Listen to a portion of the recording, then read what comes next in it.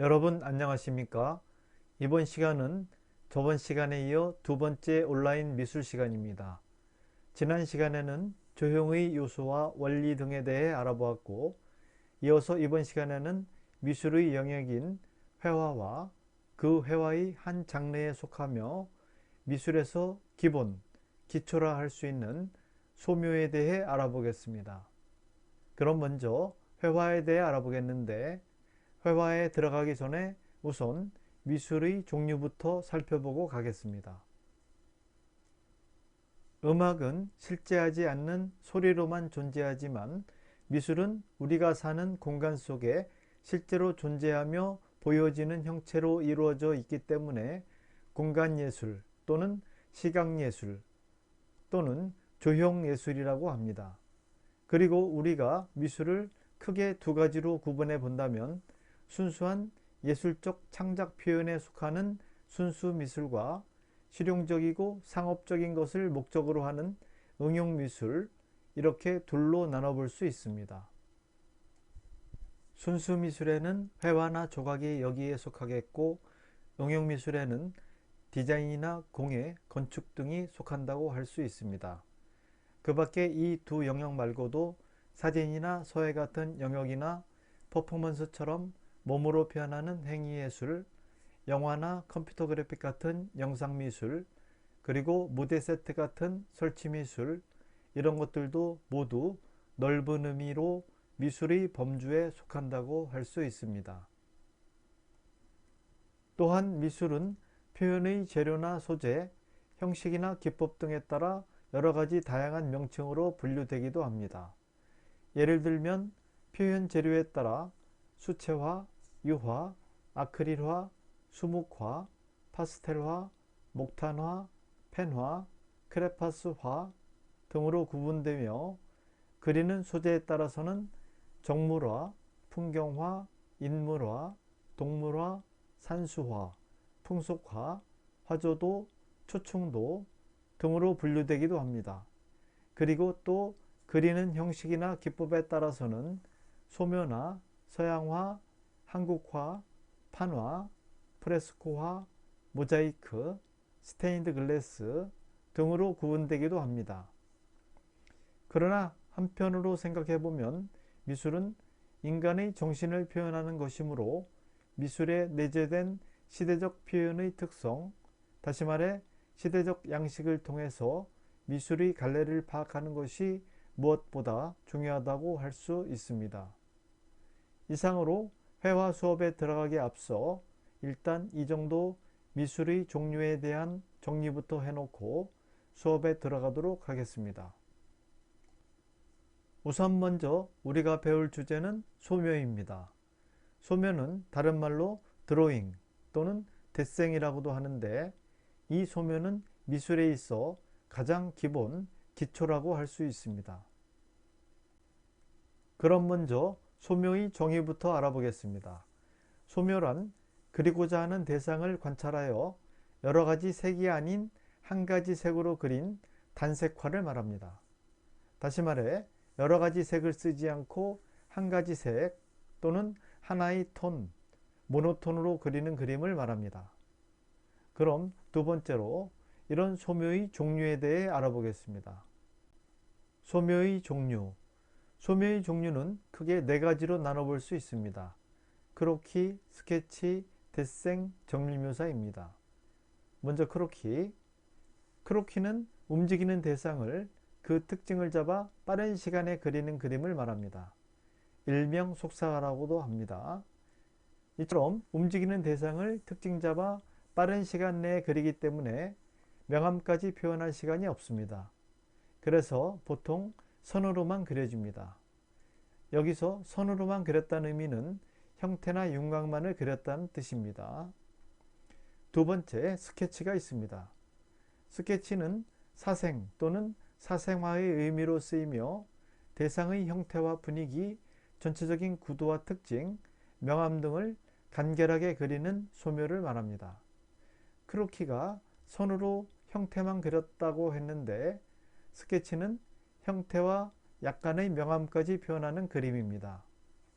이 스케치는 보통 우리가 채색화를 그릴 때 밑그림으로 많이 활용되고 있습니다. 다음 세 번째로 대생이 있습니다. 대생은 대상의 형태나 명암, 양감, 질감, 톤 등을 모두 표현한 단색화 그림입니다. 스케치가 명암까지 표현했다면 이 대생은 형태와 명암뿐만 아니라 양감이나 질감, 톤까지 모두 표현한 것을 말합니다. 이러한 대생의 종류에는 석고대생, 인물대생, 기물대생, 풍경대생 등이 있습니다. 마지막으로 정밀묘사가 있습니다. 정밀묘사는 대상을 자세히 관찰하여 형태, 양감, 질감 등을 사진처럼 구체적이고 세밀하게 표현한 소묘를 말합니다. 그럼 이어서 크로키, 스케치, 대생, 정밀묘사의 예시작품을 보도록 하겠습니다. 맨 먼저 살펴볼 이 작품은 여러분이 잘 아는 피카소가 그린 그림으로 크로키 작품입니다. 간략한 선으로만 표현되어 있지요. 명암 없이 형태만으로 빠른 시간 내에 그려진 것입니다. 이 작품 역시 크로키 작품으로 영국의 피터 매님이란 작가의 작품입니다. 연필선의 강약과 속도에 의한 인물의 형태가 잘 표현되어 있습니다. 그리고 이 작품은 스케치 작품입니다.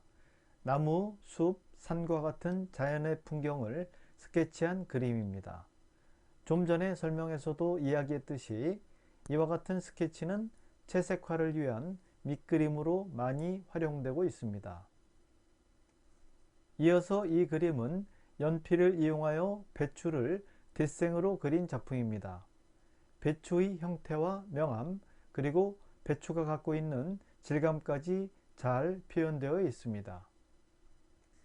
이 작품 역시 대생 작품으로 군화의 형태나 명암뿐만 아니라 군화의 양감이나 질감까지 모두 잘 표현되어 있습니다. 이 작품은 정밀묘사 작품으로 라면의 모습을 아주 세밀하고 사실적으로 자세히 묘사해 그렸습니다. 특히 라면 포장지 표면의 질감이나 라면에 새겨진 글자, 상표, 로고 등이 빠짐없이 모두 자세히 그려져 있습니다. 이와 같이 대상을 세세한 것까지 자세히 표현한 소묘를 정밀묘사라고 합니다. 이상으로 소묘의 종류인 크로키, 스케치, 대생, 정밀묘사에 대해 자세히 살펴봤습니다. 그럼 이어서 소묘의 표현 재료에 대해 알아보겠습니다. 먼저 우리가 가장 많이 사용하는 연필에 대해 알아보겠습니다. 연필은 가장 많이 쓰이는 소묘의 재료로서 선의 굵기, 강약, 겹침 등을 통해 명암을 표현하는 가장 보편적인 소묘 재료입니다. 미술용으로는 HB에서 6B까지 쓰이나 4B 연필이 대생용으로 가장 많이 사용됩니다. 연필은 H와 B의 기호로 표시가 되는데 H가 클수록 심이 단단하고 흐리며 B가 클수록 심이 부드럽고 진합니다. 두 번째로 콩테가 있습니다. 콩테는 프랑스의 화학자이며 화가인 콩테가 창안한 회화 재료로서 그의 이름을 따 지어진 것입니다. 콩테는 안료분에 점토와 흑연가루를 섞어 납과 기름으로 다져 만든 것으로 연필보다 무른 재료이며 목탄보다는 고착성이 뛰어납니다. 이 콩테는 진하고 부드러운 농담 효과를 내기에 좋은 재료입니다. 세 번째로 목탄이 있습니다. 목탄은 나뭇가지를 연소시켜 만든 일종의 수치입니다. 이 목탄은 명암 표현이 부드럽고 수정하기 쉬워 손으로 털거나 헝겊, 식빵으로도 지울 수 있습니다. 그리고 완성한 후에는 픽샤티브라는 정착액을 뿌려줍니다. 정착액을 뿌려주는 이유는 고착력이 떨어지는 목탄 가루가 종이 표면에 잘 붙어 있게 하여 작품을 오래 보존하기 위해서입니다. 그 다음 네 번째 재료로 펜이 있습니다. 펜은 굵기와 종류에 따라 다르지만 일반적으로 날카롭고 예리한 느낌을 주며 세밀한 표현을 할 수 있습니다. 그러나 단점이 있다면 한번 그려지고 난 후에는 수정하기 어렵습니다. 그 다음 모필, 붓이 있습니다. 모필은 물감이나 먹물의 농도에 따라 선의 강약이나 농담 효과를 효과적으로 나타낼 수 있으며 필력에 의한 유연함이나 속도감의 강약을 표현할 수 있는 재료입니다. 이상으로 대표적인 소묘의 재료에 대해 알아보았고, 이 외에도 색연필, 사인펜, 매직, 볼펜, 크레용, 파스텔 등과 같이 우리가 손으로 잡고 선묘할 수 있는 모든 것들이 소묘의 재료가 될 수 있습니다. 그럼 지금부터 소묘의 표현 재료 역시 예시를 통해 좀 더 자세히 이해해 보도록 하겠습니다. 이것은 우리가 가장 많이 사용하는 연필의 종류를 순서대로 나열한 것입니다. 연필은 나무로 된 몸통에 흑연으로 된 심을 넣어서 만든 표현 재료입니다. 연필 몸통 쪽을 보시면 숫자와 함께 H나 HB, B 등의 표시로 되어 있는 것을 볼 수 있는데, 이것은 연필의 경도, 굵기죠. 경도와 농도, 진하기를 말합니다. 농도를 표시한 것입니다. H는 연필의 경도를 나타내는 하드의 H이고, B는 연필의 농도를 나타내는 블랙의 B를 의미합니다. 따라서 H, 2H, 3H, 4H 이렇게 H의 숫자가 높아질수록 연필심이 가늘어지고 단단하며 흐리게 쓰여지고, B, 2B, 3B, 4B처럼 B의 숫자가 높아질수록 연필이 굵어지고 물러지며 진하게 쓰여집니다. 우리가 초등학교 때 필기용으로 주로 많이 쓰이는 것이 HB이고, 미술 시간에 미술용으로 많이 쓰이는 연필은 4B라고 할 수 있습니다. 연필로 그려진 예시작품은 우리가 평소에 많이 접할 수 있기 때문에 지금은 보지 않고 목탄 작품부터 보도록 하겠습니다. 이 그림은 독일 출신의 여류 판화가 케테 콜비치의 목탄화 작품입니다. 이 그림에서 볼 수 있듯이 목탄 그림은 나뭇가지를 태워 만든 수치로 그린 것이기 때문에 명암 표현이 부드럽고 명암 표현을 단번에 할 수 있는 특징이 있습니다. 이 작품 역시 목탄으로 그려진 작품으로 인상파 화가 에드가 드가의 휴식 중인 두 명의 무희라는 작품입니다. 좀 전에도 설명했듯이 이런 목탄 작품들은 보존을 위해 완성한 뒤 픽샤티브라는 정착액을 뿌려 주어야만 합니다. 이 작품은 프랑스 신인상주의 화가인 주르주 쉐라의 콩테 작품입니다. 콩테어로 그려진 이 작품의 소녀는 오른쪽에 있는 쉐라의 아스니에르에서의 물놀이란 유화 작품에서도 주인공으로 등장하고 있습니다. 이 그림에서 알 수 있듯이 콩테화는 진하고 부드러운 표현이 특징인 재료입니다. 이어서 이 작품은 여러분이 잘 아는 네덜란드 화가 빈센트 반 고흐의 펜화 작품입니다. 고흐 특유의 짧은 선의 자유분방한 필치가 이 펜화에서도 잘 드러나고 있습니다. 고흐는 이 작품 외에도 많은 드로잉 작품을 남긴 화가입니다. 여러분이 이 작품 외의 고흐의 드로잉 작품을 더 보고 싶다면 인터넷으로 다른 작품들도 한번 검색해 보시기 바랍니다. 이 작품은 우리나라 펜화가인 김영택의 작품입니다. 이 작품은 진하고 날카로운 선으로 그려졌으며, 이와 같은 펜화는 주로 잉크로 그리기 때문에 수정이 어렵다는 특징을 가지고 있습니다. 이 작품은 네덜란드 화가 렘브란트의 모필화입니다. 붓으로 그려져 선의 강약과 굵기가 잘 표현되어 있으며 생생한 선의 필치와 속도감도 잘 드러나 있습니다. 이 작품 역시 모필화로 우리나라 조선 중기 화가인 김명국이 그린 달마도입니다. 이 달마도의 주인공인 달마대사는 인도 사람으로서 중국 선종의 창시자로 수많은 전설을 간직한 도인으로 알려져 있습니다. 이러한 달마대사의 모습을 화가 김명국은 거침없고 유려하며 힘찬 필선으로 그의 모습을 단숨에 그려내었습니다.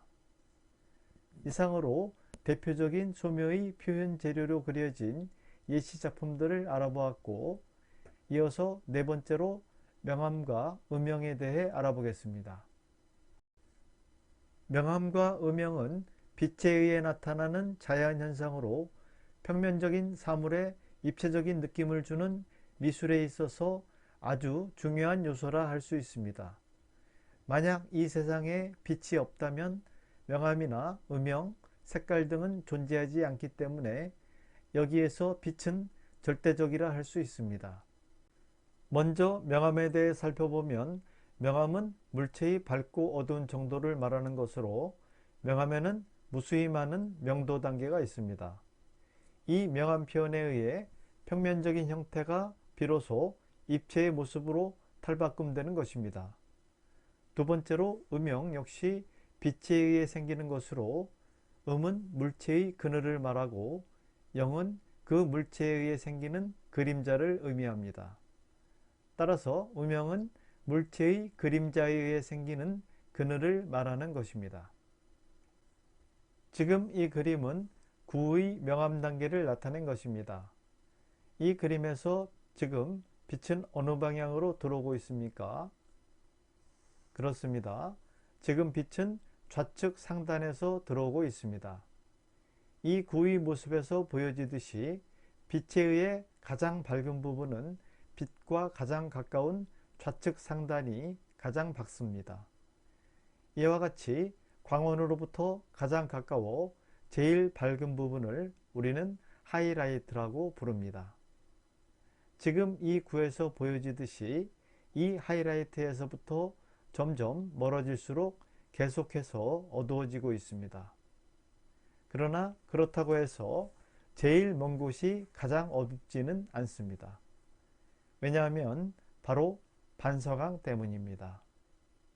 우리가 보통 반사광이라고 많이 하는데, 반사광의 의미는 물체의 바닥면으로부터 다시 되돌아오는 빛을 말합니다. 이 반사광 때문에 물체에서 가장 끝부분은 희미하게 밝고 바로 그 전 부분이 가장 어두운 것입니다.